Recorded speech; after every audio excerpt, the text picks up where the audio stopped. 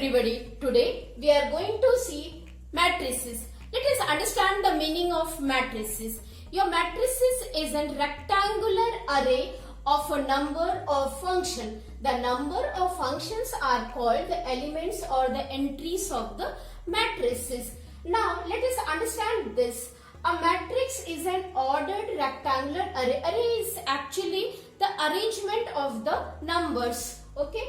Now generally these matrices are represented by capital letters. You can see here I have taken one matrix that is having the elements 1, 2, 3, 4, 5, 6. Now let us understand, these are your horizontal lines. Your horizontal lines are always your rows. So how many rows I am having? R1 and R2. That means I am having 2 rows. And moreover, how many columns? Vertical lines are known as your columns. So how many columns I am having? 3 columns. So what will be the order of the matrix? Your order of the matrix is always denoted by row into column. So how many rows are there? 2. So your order of the matrix will be 2 into 3 because there are 2 rows and 3 columns. Why it is said to be rectangular? Because you know always your rows and columns may be equal or may not be equal. That is why it is known as your rectangular array of the matrix. Now let us see the general form of the matrix. Your general form of the matrix is Aij. Your Aij is the entry of the matrix. M stands for row and N stands for the column. Here we will just discuss one question. Your question is, suppose your matrix is having 8 elements, then what are the possible order? Just see how these 8s can be written. 1 into 8, 8 into 1, 2 into 4, 4 into 2. So these are the possible order of the matrix having 8 elements. In this chapter we will discuss only those matrices whose elements are real numbers or functions taking real values. Let us understand the types of matrices. We are having many types of matrices.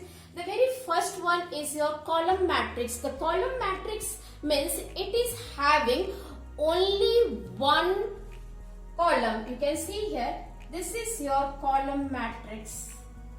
That is 1, 2, 3. Number of rows can be more, but the number of column will remain only 1. So here it is 3 into 1. What is order of this matrix? 3 into 1. So you can see here there are 3 rows and 1 column. When the next comes row matrix. Row matrix means it will be having only 1 row. So you can again see here capital A is equal to the same example I am taking 1, 2, 3.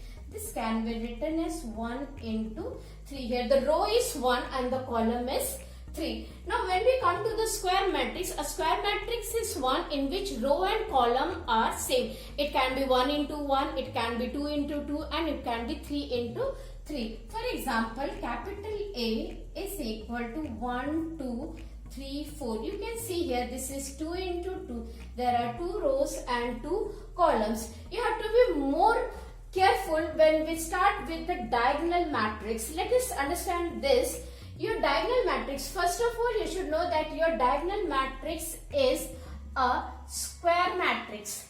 See, when I say it is a square matrix, it is understood that row and column are equal. Let me take one example. Your capital M is equal to 1, 0, 0, 2.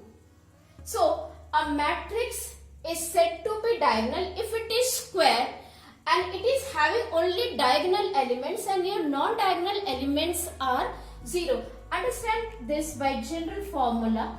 If I write A11, A12, A21, A22. Now here 1 means first row, first column, first row, second column, second row, first column, second row, second column. So this is your diagonal element where row and column are same, is where I is equal to J. So here it is said that A, I, J is equal to 0 for I not equal to J. You can see that here we are having Aij is equal to 0. That means 1 and 2 are not equal. Therefore, its value will be 0. Again, 2 and 1 are not equal. Therefore, its value will be 0. And diagonal elements are having some values. So, this is your diagonal matrix. Means first you have to define that diagonal matrix is a square matrix having non-diagonal elements 0. Now, let us come to the scalar matrix. When you come to the scalar matrix, then understand that your scalar matrix is your diagonal matrix. First of all, you will write this is your diagonal matrix. Just understand, when you said that scalar matrix is a diagonal matrix, then in this two properties included. The very first one, it is having non-diagonal elements 0, and the second, it is a square matrix. That means these two things are already included in the diagonal matrix. Let us understand what is different. So let us see the difference. Capital A is equal to 1, or I can say 4, 0, 0, 4. You can see that all the diagonal elements are same. So here you can write Aij is equal to same, or you can say some constant. It can be any constant for I equals to j, and your Aij is equal to 0 for I not equal to j. As it is already said in the diagonal matrix, it's a diagonal matrix.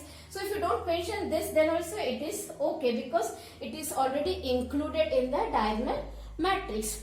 Now when we come to the identity matrix, we should say that this is a scalar matrix. Just see, when you say it is a scalar matrix, then three things are included. Number one, its diagonal elements are same. Number two, its non-diagonal element is 0. And number three, it's a square matrix. Then see how it is different. Here also you can take one example. A is equal to 1, 0, 0, 1. So here Aij is equal to 1. This will be always 1 for I is equal to j. As here it is said Aij is equal to same, it will be same. Whatever value it is having, it will be the same. Here it will be having some values, but doesn't matter whether it is the same or not. So your identity matrix is a scalar matrix having diagonal elements 1.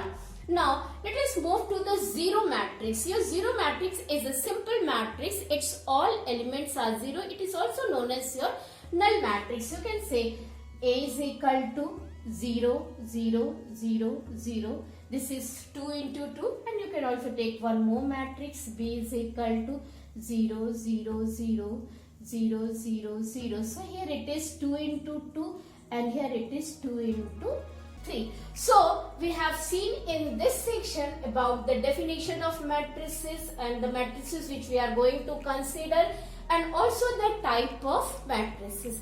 Thank you.